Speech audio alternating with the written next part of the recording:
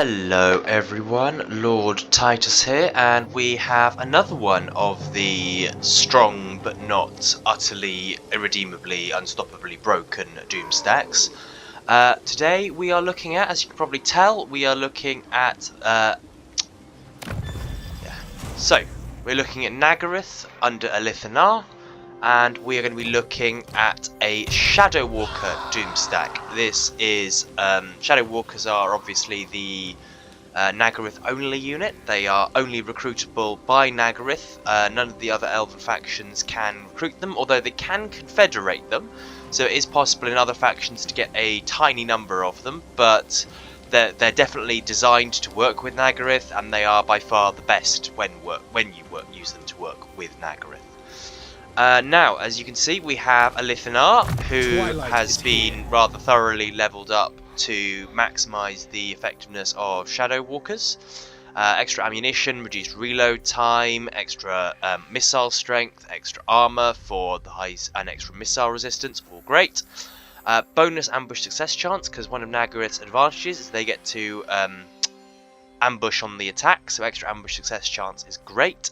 A bit of extra healing, always good, and reduced upkeep and movement range. Now, movement range is one of those things that Alith Anar is fantastic for. Gets extra movement range after winning a battle, and he just has, frankly, kind of insane movement range by default. Yeah. So, so he's got the Shadow King, so he has the, he summons the Call of the Shadow Dancer. He can summon his illusory copy of himself. He's got even more bonus ambush success chance. This one I don't bother with because I'm not planning to be fighting Dark Elves forever, but it is actually quite a good one, especially early on in the game. But this one, extra speed, extra melee attack, and extra ammunition for Shadow Walkers, extra missile strength across the board. Two just amazingly fantastic abilities, very much worthwhile to have. Yeah, so volley of high arrows, extra magic missiles. Yeah, he's leveled up pretty straightforwardly. Extra combat ability, but it's his personal line that's really worth focusing on for the extra missile strength, and the ammunition from in here and here are just priceless. Because the Shadow Walkers are great. They are fantastic units, but they're not perfect. They've got a lot of ammunition now, 30 ammunition, but the issue is there are only 60 of them. So even with every single one of them having 58 missile strength, because it's not AP missile strength, it doesn't chunk through armor that well, and as a result, it does have issues later on in the game, especially when you're dealing with what I'm dealing with now, which is the dwarf end time crisis. But still a very, very strong army, especially if the opponent is stupid enough to not be in a city or sieging a city or something related. We have a Handmaiden upgraded on this one to get the Entangle ability. Guardian is helpful when you're trying to delay things, but not essential. And yep, filling up there. Haven't really worried about filling up the whole way because there's not really anything else I desperately feel I need to get before filling the points up. Equipment wise, Sapphire Guardian Phoenix for map wide 10% spell resistance when in battle, Reaver Bow for extra missile, Daka, Armour of Destiny, Potion of Healing, quite straightforward, good standard setup of equipment. Other Handmaiden equipped identically, Reaver Bow, Diamond Guardian Phoenix for physical resistance map wide. So all of my guys have got 10% physical resistance and 10% magic resistance. Alith Anar also has, has beaten Tzeentch, so has beaten Kairos and has beaten Heinrich Kemmler. So, all in all, the army has got, quite frankly, ridiculous universal, 35% universal missile magic resistance, which is very nice indeed. And, yeah, so, that's the army. They're all gold rank. That's the other thing. Skills-wise, this one went down here to get Hawkish Precision for every Shadow Walker in my army to get that extra bit of armor-piercing missile damage at long range. Because as mentioned earlier, armor-piercing missile damage is the real weakness of this army. So being able to compensate for that, always helpful. Anyway, without further ado, let's get going. So, to battle. okay, so I'm in ambush. I think that's rather interesting results to get. So, why am I showing you Shadow Walkers? Well, firstly, they're an interesting army. It's not necessarily they're the strongest, but they are interesting. But the other reason is Shadow Walkers are just... they're really good levelers. They're really good at sort of leveling out the playing field and balancing things off. So Shadow Walkers have they're quite quick, 52 speed on infantry, which is insanely quick.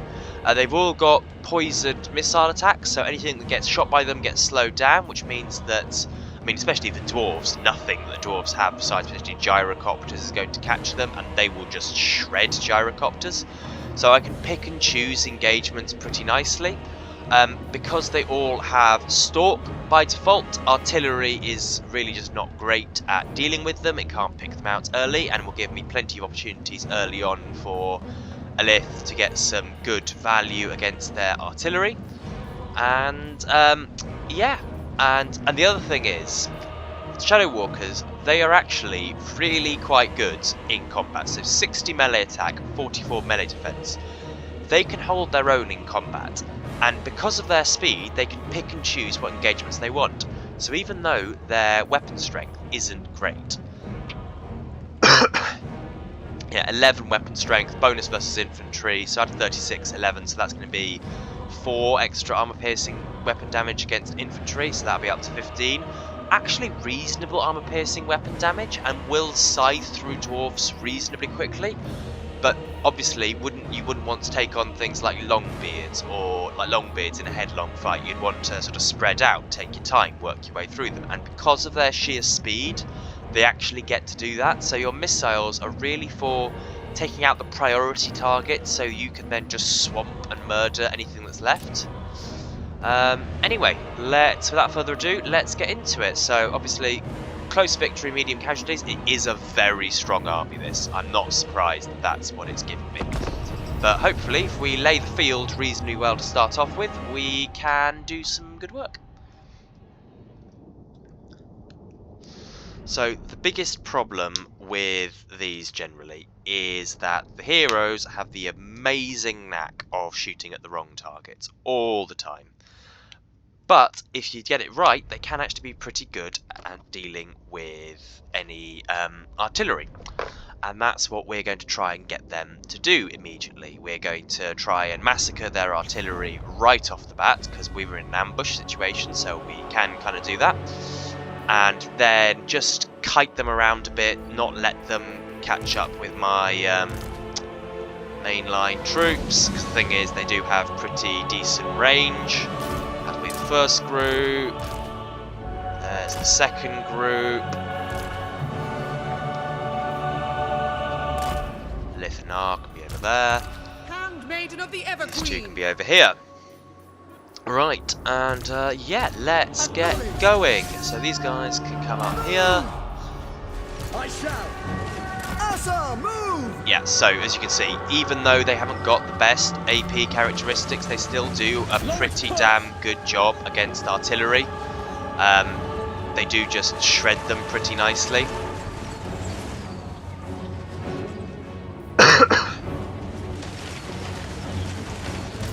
Handmaiden of the Everqueen.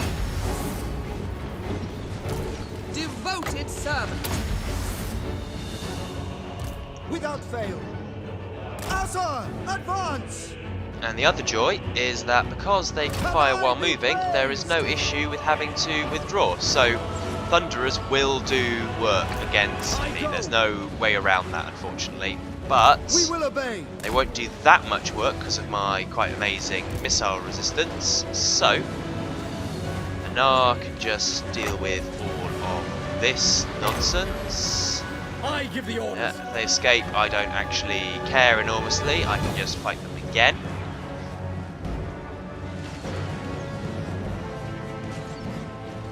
As you say, we go! And if I can deal with their ranged units, that's going to make any subsequent Alith fights almost hilariously easy.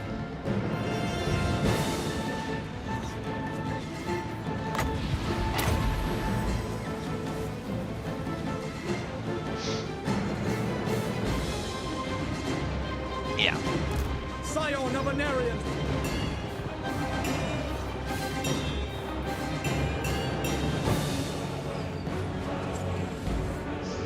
So yeah, so this is kind of the issue with them. They're not the fastest damaging troops in the world. They take their pretty time in actually hurting things, which is somewhat annoying at times, but can be worthwhile. And this is why the target prioritization is quite important, because you need to get your targets right, otherwise you are going to waste masses of value. Understood. We will I love the dramatic music when it's basically just two lines battering each other. Under Isha's protection! My duty! Yeah, let's have a look at them. So yeah, 10% physical resistance, 45% and 40%. They're very durable against most non-standard melee attacks, and because of their sheer speed, they can more or less pick and choose what standard melee attacks they kind of want to deal with.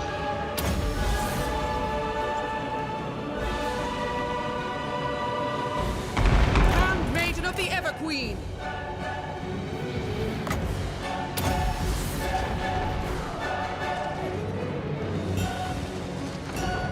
And because I got them in force march, they are dead anyway. So, lovely. Yes, so, let's have a look.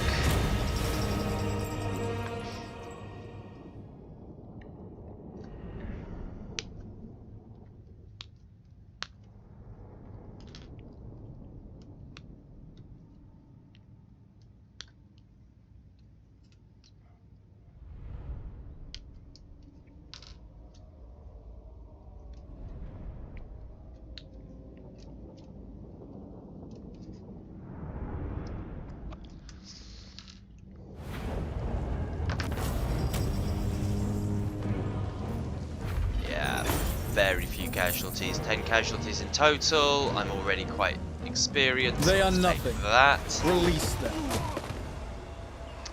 And then, best part is, Alith I get Anar. extra movement range as a result of winning.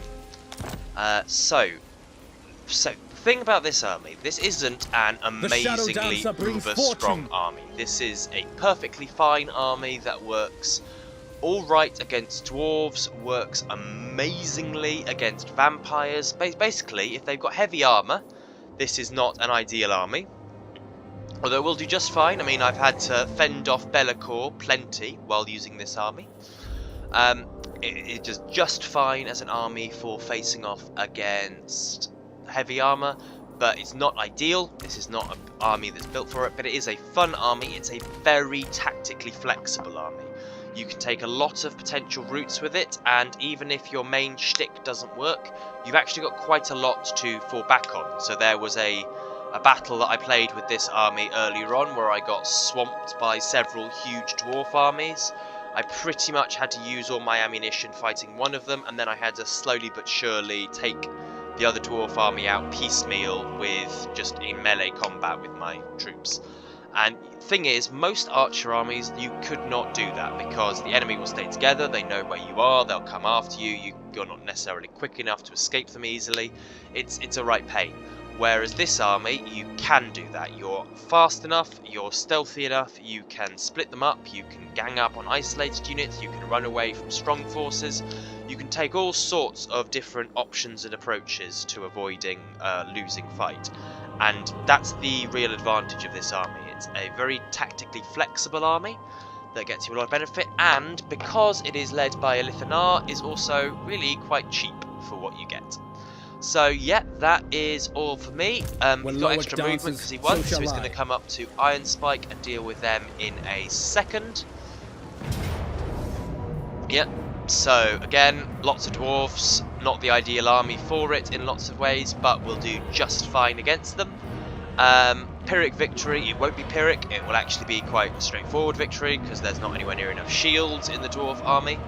But yeah, but that'll be all for today. That's the tale of Alith Anar. And yeah, the only thing I might change about this in the future is a wizard of some variety. I probably don't need the second handmaiden. I probably could do without her, and I'd take a Law of Light caster instead for some reliable next to Amintok or something like that. The only issue is that obviously Winds of Magic are a problem in Warhammer 3, and therefore it's nowhere near as strong as it would once have been in, say, Warhammer 2, where archers fired faster, the reload time was less, archer-based armies in general were stronger, and Winds of Magic could skyrocket. Anyway, that is all from me. Thank you for watching, and I will talk to you next time.